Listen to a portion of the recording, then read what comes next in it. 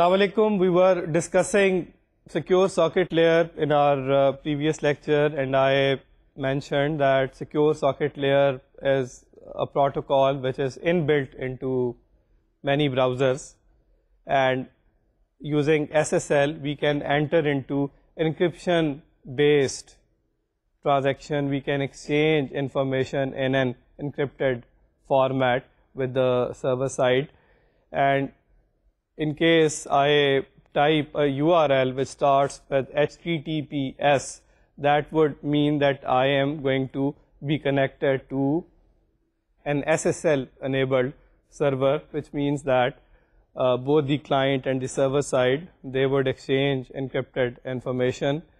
So I can give you a practical example. Assume that you access a web form, you make an HTTPS request, and you want to download a web form.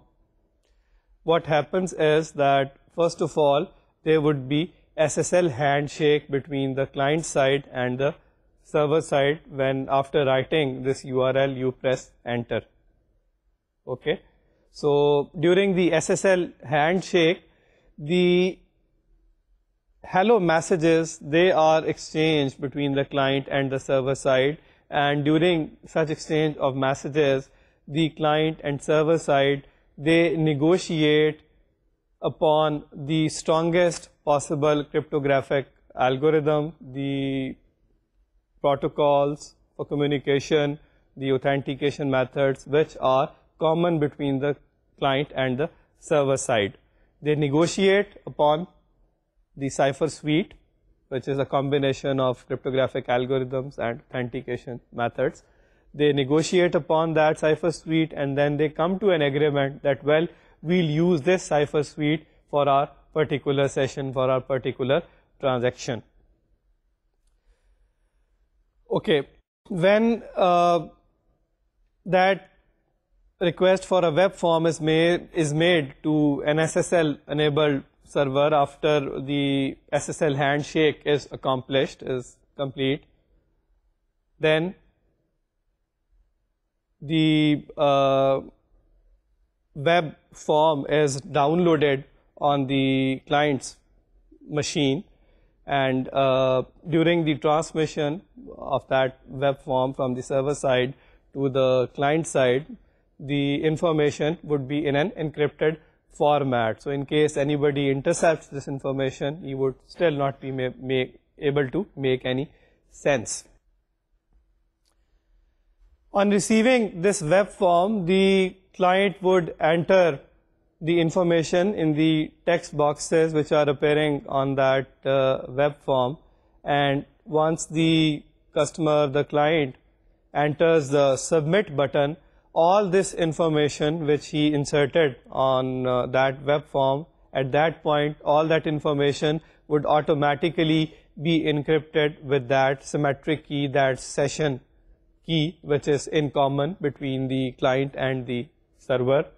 And then in this encrypted fashion, the information printed by the client in the web form, that would travel over the internet, and in case anybody intercepts, still it would be meaningless for that hacker, for that interceptor. So we use this concept of SSL for providing our sensitive financial information. So therefore, in the web form, if there is a text box in which the customer has to type his credit card number, then automatically after clicking the submit button, this credit card number would be encrypted, and in this fashion you can safeguard your credit card number. You can prevent your credit card number to be known to the attackers, to the persons you don't want them to know. So on the server side, when this information printed in the web form, when this information is received on the server side, it gets decrypted automatically on the server side with the help of the same session or symmetric key. This process happens transparently, in fact. Okay. So For a particular session, the same symmetric key or the session key is used between the client and the server side. In case the session terminates and the client again enters into a session, then a different session or symmetric key would have to be utilized, generated for that new session. A particular key, symmetric key, is for that session in which that key is going to be used. Just in case the merchant side wants the information contained in the web form to be signed by the client also, then that is also doable. So the hash function by the client, by the customer, can be applied on that information in the web form, and hence that could generate a message digest by inserting the private key of the customer, the client. A digital signature can come into existence which can be attached to that information in the web form. We can say that the customer, the client, has digitally signed this web form, and then this digitally signed web form is delivered on the server side. Normally the merchants, they are not interested, they are not bothered about this fact that the client should sign digitally the information they provide for payment purposes, but in case that is desired, then that is doable also. So as I mentioned, this protocol SSL can be very conveniently used for making payments through the credit card, through the debit card, because you just type your credit card number in a text box and you can expect that this information would travel in an encrypted form, and that would therefore be protected from the knowledge of the unauthorized people. There is a drawback in SSL that I would like to point out here, and this drawback is that your sensitive financial information, your credit card number, that is transmitted to the merchant side, to the server side, and maybe there is some databases which the merchant has placed, and in those databases this credit card number, this information is then stored. So there is a possibility that some unauthorized person might access that database and can retrieve, can find out this sensitive information, these credit card numbers of various customers, various clients of the merchant, and then this information, the credit card numbers, can be misused by that unauthorized person. So ideally, you do not want that your credit card number, your financial information is available with the merchant. Okay, the merchant just wants to have his payment, and the merchant is not required to know the payment details, the mechanism through which the payment is going to be made, the credit card number for that matter. So that was the primary reason why the experts then thought of another payment mechanism in which the sensitive financial information, the credit card number, that is not stored with the merchant. Rather, that information is available, that is provided to a more reliable, a trustworthy institution like a bank, the bank of the merchant. And similarly, it is also desirable that the order information, whatever the customer purchases from the merchant, that information is also not made viewable to the bank. The bank's job is only to arrange the payment. The bank is not supposed to know what order have you placed.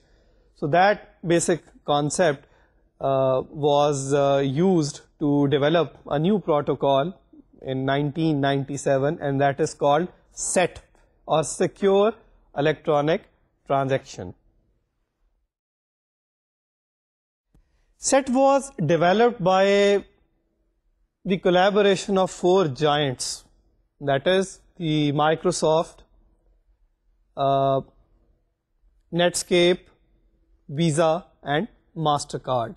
So these four organizations, they work hand in hand to develop this protocol. In case of SET, a special software is required to be installed both on the customer side, and a special software has to be present on the merchant side also. Right? So it is not simple to apply as is the case with SSL. You need to have special softwares in place on both the sides in order to enter into SET-based transactions. Again, SET uses the credit card or the debit card, most cases the credit card, for making payment to the merchant. In a typical SET transaction, there are four entities involved, and these are the buyer, the customer, the merchant, the certification authority, and the payment gateway. So these four entities, they are on the internet. Payment gateway is a new term. I'll just explain what does it stand for.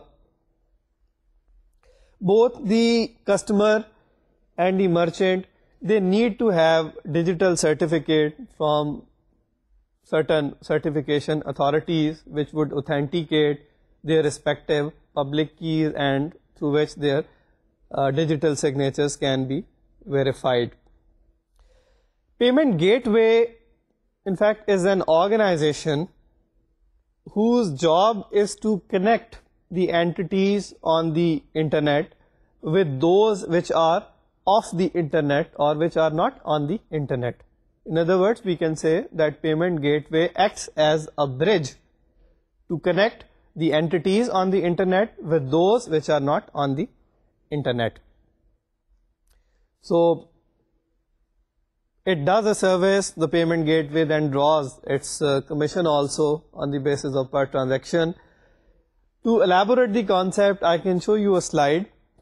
Okay, you can notice the payer, the customer, in other words, the payee, the merchant, the certification authority, and the payment gateway, they are all present on the internet. They are available on the internet. They can interact with each other through internet. And then this payment gateway is also a part of the private network of banks, which is off the internet, right? What happens is that this payment gateway collects the information from payer, the payee, through the internet, and then since it is also a part of the electronic network of the banks, which is off the internet, therefore it spreads this received information on that electronic network which is off the internet, right? So therefore the payment gateway can interact with the acquirer bank of the internet, and it can provide it information that it receives from the payer, the payee, through the internet. And similarly, the acquirer bank can also pass on information to the payment gateway. In other words, the payment gateway acts as a bridge. At the bottom, you can see there is the payer's bank, which has issued the credit card to the payer. And then on the right, the acquirer bank, the bank of the merchant, in which the account of the merchant is held. Both the payer bank and the acquirer bank, they are linked with each other through a centralized system, that is automated clearing house, and the automated clearing house enables the transfer of money, the transfer of payment from the payer's bank to the acquirer bank where the account of the merchant is lying. So as I mentioned that in order to avail the benefits of SET, both the customer side and the server side, they should be equipped with special softwares. These softwares are developed by specific vendors, and there is a company called Setco. That company has specially been formed in order to watch that the set-based softwares which are manufactured, which are prepared by the vendors, they meet the required specifications of set, right? So it acts as a watchdog. It implements the specifications which are outlined for set. Then Setco also has another role.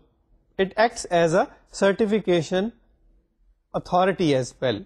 In fact, it can act as a root certification authority. It sits at the top of the hierarchy of certification authorities, right? So I can show you a slide here just to make more sense for you. So notice in this slide that Setco is at the top of the hierarchy because it is the root CA. It can issue digital certificates to the card brand, say Visa or MasterCard, the organization which has the card in its name, the credit card. And it can also issue digital certificates to the credit card issuer banks. As you can see, the hierarchy. And then the card brand can further issue digital certificate in this setup to the merchant. So for the merchant, the first certification authority would be the card brand. The card brand, that organization, Visa, MasterCard, etc., that would act as a certification authority, issuing digital certificate to the merchant and through that authenticating the public key of the merchant. Similarly, the credit card issuer bank would act as the first certification authority for the customer, providing the digital certificate to the customer and thereby confirming the public key of the customer. Here I want to talk about a very basic concept which is associated with the set, and that is dual signatures. Okay, this concept means that in set, the financial information, the credit card number would be hidden from the merchant and the order information would be kept hidden from the bank.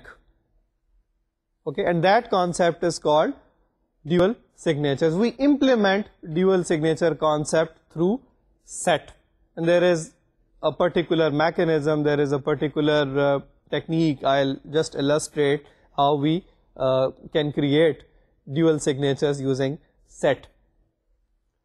Okay, so again I repeat this concept. It is quite critical to understand here that in set, the credit card number would not be revealed to the merchant. It would rather be revealed to the acquirer bank, the bank of the merchant, and the order information would not be revealed to the acquirer bank. Rather, the order information would be available to the merchant from whom the items are being purchased.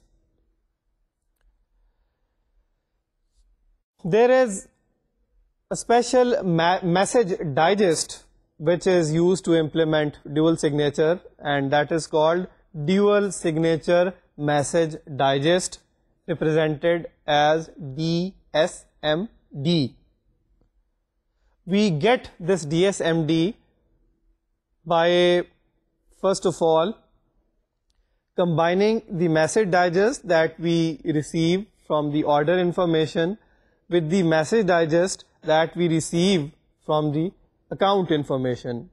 So we add up, we concatenate these two message digests, and by applying the hash function on the combination of these two message digests, we as a result get a dual signature message digest, and you will have understanding about it in the example I'm going to illustrate now.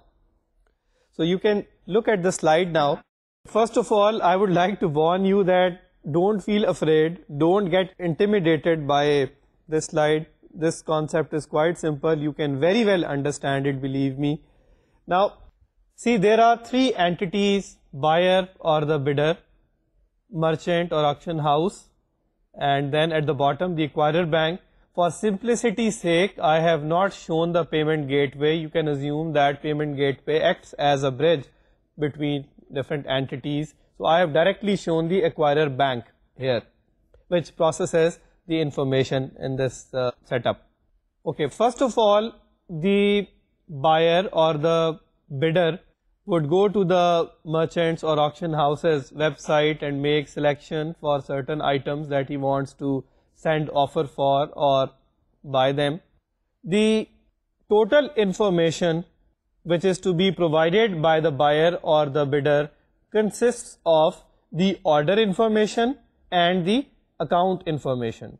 Now, the order information includes whatever items you want to purchase, that is the description of those items, and the account information mainly consists of the credit card number through which the payment would be made to the merchant.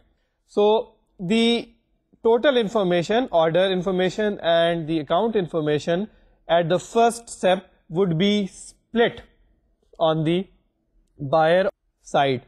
So notice that 1B, the step number 1B, that pertains to the order information and which is forwarded to the merchant or to the auction house. See the first bullet point: encrypted message includes amount offered on the item but no account information. This means that the bidder would prepare a message that these items he wants to send offer for, and this is the amount he would offer for such items. Then that information would be encrypted with the public key of the merchant or the auction house. And then the bullet point number 2, that is MD1 encrypted with bidder's private key. This order information which was encrypted, on that order information the hash function would be applied by the bidder and he would get a message digest, we call that MD1. The bidder would insert his private key in this MD1 and that would result into a digital signature.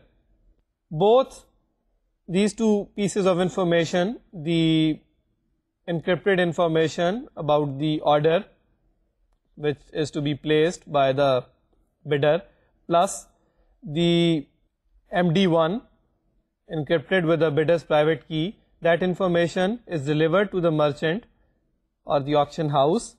In step number 2, the auction house would decrypt the message with auction house's private key and thereby it would find that, well, the bidder has offered for such and such items at these particular prices. Then the merchant would decrypt MD1 by applying the sender, the bidder's public key, and would thereby reveal the MD1, and then the merchant or the auction house would decide whether to accept this bid or not, whether these amounts which are quoted by the bidder, they are acceptable to the auction house or not. If they are acceptable, then in step number 3, a covering letter would be created by the auction house confirming that this offer is acceptable to the auction house. So you can see the bullet point in step number 3, encrypted message that offer is accepted from bidder. This covering letter would be encrypted by the public key of the acquirer bank so that the acquirer bank, using its corresponding private key, can decrypt the same. Then the next bullet point, the MD1 which the auction house had revealed by applying the public key of the bidder. In this MD1 now, the auction house would insert its private key and thus creating a digital signature. Information contained in step number 3 would then be delivered to the acquirer bank. Now see at the top, step number 1A, here encrypted message authorizing payment to the auction house if offer is accepted, but no details about what item is bought. This step means that the account information, the credit card number of the buyer or the bidder in text form, that would be encrypted with the public key of the acquirer bank. So in this second bullet point, the MD2 note here relates to the account information, the credit card number. When you apply hash function on the account information, the message digest you get is termed here as MD2. And then DSMD, dual signature message digest. You remember when we concatenate MD1 and MD2 and apply a hash, we get a dual signature message digest, a third number, we call that dual signature message digest. So in this second bullet point, the MD2 and DSMD, they are both encrypted with the bidder, with the buyer's private key, thus creating digital signatures. So the information from this step number 1A via the buyer, the bidder, is also supplied to the acquirer bank. Now let's see in step number 4 what information has acquirer bank as a result received. Bullet point number 1, decrypt account information with acquirer private key. The information coming from the buyer, the bidder, the credit card number, the account information, that is decrypted with the help of the acquirer's private key. Remember that information was encrypted with the public key of the acquirer. So the acquirer bank, using its corresponding private key, decrypted the credit card number. Now it knows the credit card number, the account information. Subsequent bullet point, decrypt offer acceptance message with acquirer's private key. Now the first bullet point in step number 3, where the auction house had accepted the offer of the bidder and had created a covering letter encrypted with the acquirer's public key, that information was provided to the acquirer bank. Now the acquirer bank, using its own private key, would decrypt this acceptance message from the auction house, from the merchant. Then in the subsequent bullet point, decrypt MD2 and DSMD with bidder's public key. Remember that MD2 and DSMD in step number 1A, that information was encrypted with the private key of the bidder. So using bidder's public key, the acquirer bank would decrypt the MD2 and DSMD. Next, the acquirer would decrypt MD1 from step number 3 with auction house's public key. In step number 3, the MD1 was encrypted with auction house's private key. So using auction house's public key, the acquirer would decrypt MD1. Then the acquirer concatenates or adds up these two MDs, that is MD1 and the MD2, and then recompute dual signature and verify against DSMD sent by bidder. That means that after concatenating MD1 and MD2, the hash function would be applied by the acquirer bank and it would get a new message digest. If that new message digest matches with the dual signature message digest sent in step number 1A by the buyer or the bidder, that would mean that a particular is related to a particular order information which was created in the step number 1. And at the same time, we have also ensured that the merchant does not get the credit card number, the account information. The merchant only gets the order information, and also the acquirer bank just gets the account information, the credit card number, and does not get the description of the order which was placed by the buyer. So just apply your mind on this diagram and you will be able to make sense. In fact, what happens is that the acquirer bank gets 4 main things at the end which are to be processed to complete the transaction. And I have listed these 4 things just for simplicity's sake on a slide before you. So you can see on the screen, from the merchant, the acquirer bank gets MD1. So MD1, which relates to the order information, that information is obtained from the auction house, and using the public key of the auction house, this MD1 is decrypted by the acquirer bank. Then 3 things, they come from step number 1A through the buyer, through the bidder. And these 3 things are account information in encrypted form, that is the credit card number which was encrypted with the public key of the acquirer, and using acquirer bank's private key, that credit card number is decrypted by the acquirer. Then MD2, which relates to the account information when we apply the hash function on the credit card number information, etc.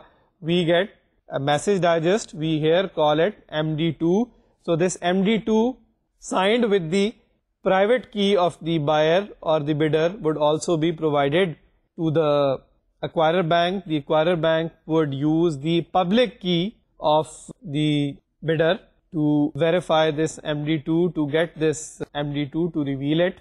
And similarly, DSMD, dual signature message digest, which is a combination of MD1 and MD2. When we, in the first step, when we add up the 2 MDs, MD1 and MD2, and apply a hash, we get a third number, we call that DSMD.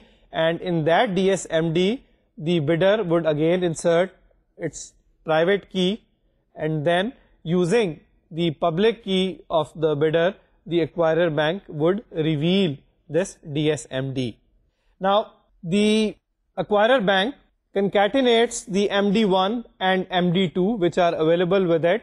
Then it applies a hash function and it gets a message digest. If that message digest is the same as is the DSMD which was provided to it by the bidder, then that would mean that a particular order information is related to an exclusive, to a particular account information. And at the same time, we have also ensured that the account information does not go to the merchant, and the order information, for the privacy's sake, does not go to the acquirer bank. And then the acquirer bank can, through the automated clearing house, can interact with the credit card issuer bank, and ultimately the amount, the payment is transferred to the account of the merchant. That was the concept, how do we implement dual signatures using SET. SET is no doubt a complicated transaction as compared to SSL. So I can show you a slide in which I have listed some differences between SSL and SET. You can look at the slide. First, SSL only handles secure transmission of credit card number, but SET is designed to handle the whole transaction in a secured manner using the dual signatures. So that in fact means that in case of SET, we can also make an arrangement that the order information, for privacy's sake, is not revealed to the bank. The bank has nothing to do about what we purchase from the merchant. So in this way, we can say the whole transaction in SET is handled in a secured manner. Second point is that SSL is a general purpose protocol built into the browser, whereas SET requires software on both the client and the merchant side. So I've already explained that you need to have special softwares which are authenticated by the company SetCo, and these softwares enable set transaction. You need to have these softwares on both the client and the merchant side. Point number 3, SET uses a hierarchy of certificates for authentication. So I showed you that hierarchy of certificates. So there is a root CA, SetCo acts as a root CA, then the card brand is also a certification authority in this setup, and the credit card issuer bank can also act as a certification authority. It can result into a hierarchy of certification authorities. On the other hand, that type of hierarchy is missing in case of SSL. SET is complex and distribution of certificates is sometimes not stable. You may have realized that SSL is a more complicated transaction, and it is possible that the chain of certificates in SET is not confirmed. It is the distribution of certificates is not that proper, not that stable. SET increases transaction cost. Since in case of SET, you need to have special softwares which would cost you some money, so therefore SET is a relatively costly thing. It increases the cost of transaction. Next point is that SET transactions are slower than SSL because you need to implement the dual signature concept in SET, and there are a number of steps which are required in order to complete a SET transaction. Therefore, the SET transactions are comparatively slow as compared to SSL. And then next point is that SET uses a payment gateway for secure transmission of information. Again, you can visualize that the concept of payment gateway that is missing in case of SSL. The presence of payment gateway is only there in relation to particular SET transactions. So these are some of the major differences between SSL and SET. SSL is still a popular option for making payments through credit cards, but SET on the other hand is more effective in case we want to protect the privacy, we want to safeguard our credit card numbers, our financial information in a more efficient manner, but at the same time we have to incur the cost of SET softwares, and SET is complicated to operate, to understand.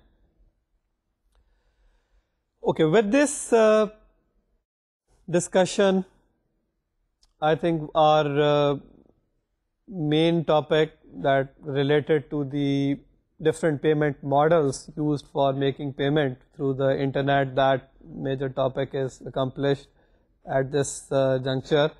And then I would proceed with the definition of e-businesses and the advantages, disadvantages of e-businesses. Then I would like to take you through different e-business models, and then we can further study the internet marketing and stuff like that.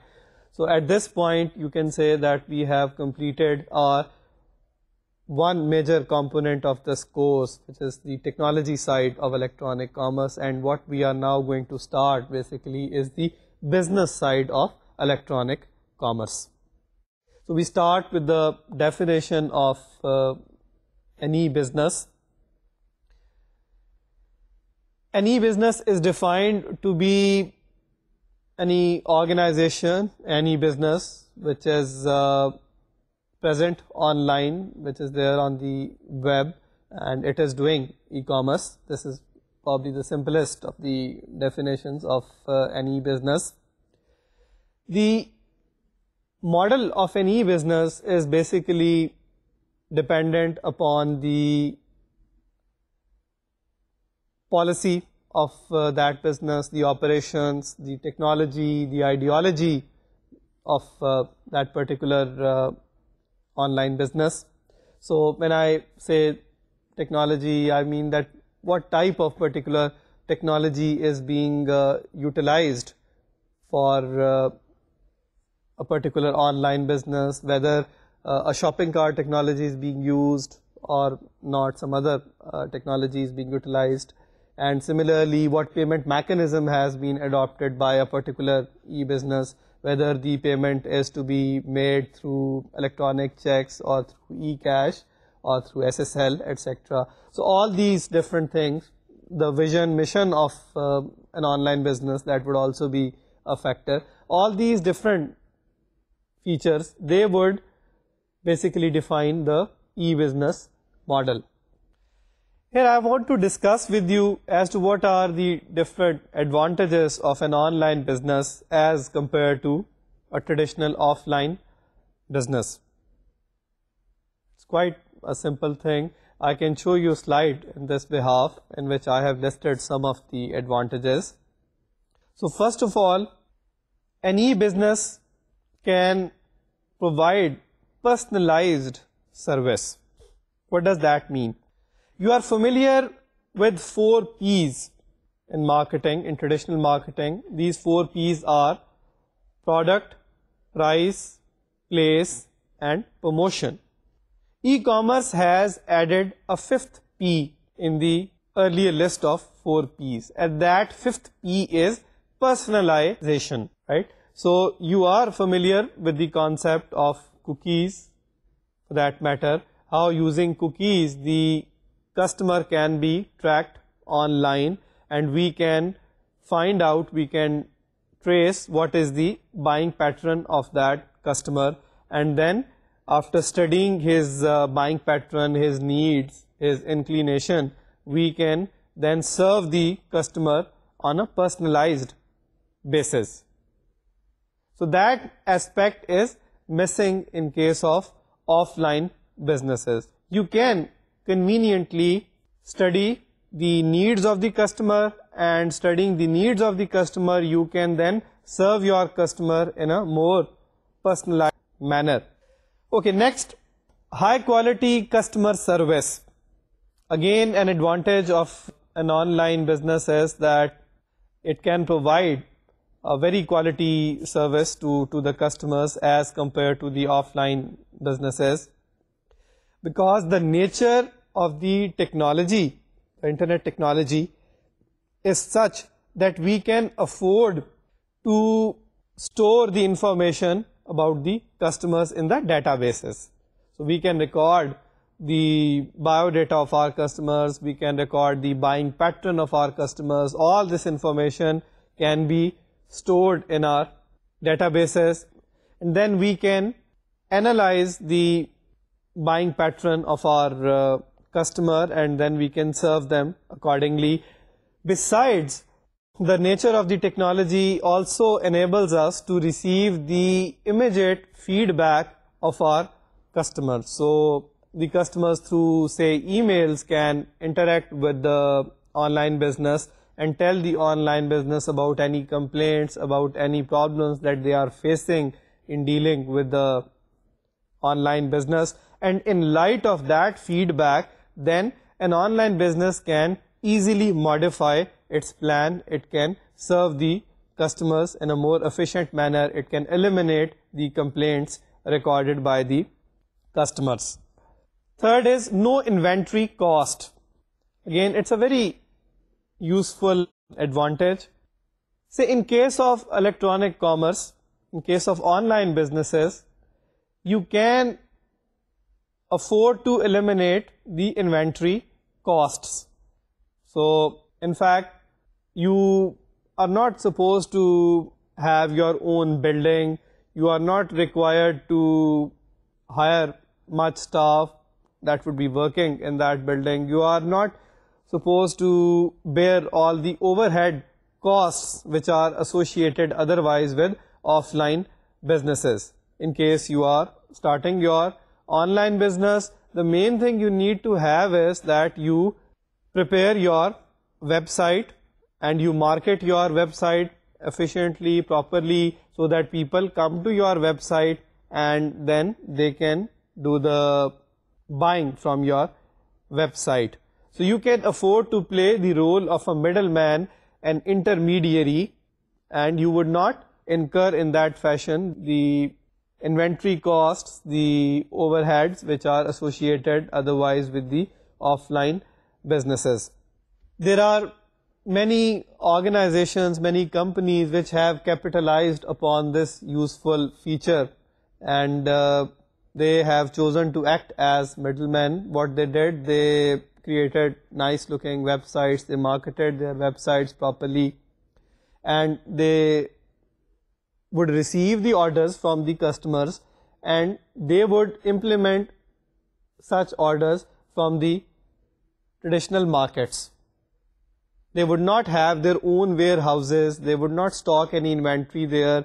Rather, they would receive the orders and they would find out who are the people in the market, what are the companies in the market which can satisfy these orders, and they would then establish contact with those market players, get the items, get the things from those traditional shops, physical shops, and then deliver to their customers. So they themselves do not operate warehouses, they do not bear any overhead costs, they do not bear any inventory cost, and they become cost effective as a business. We'll continue with this discussion on the advantages and disadvantages of e-businesses as compared with the offline businesses. Since the time for our today's lecture is over, so I would stop here, and inshallah we'll meet in our next lecture from the point where we are leaving. So till then, Allah Hafiz.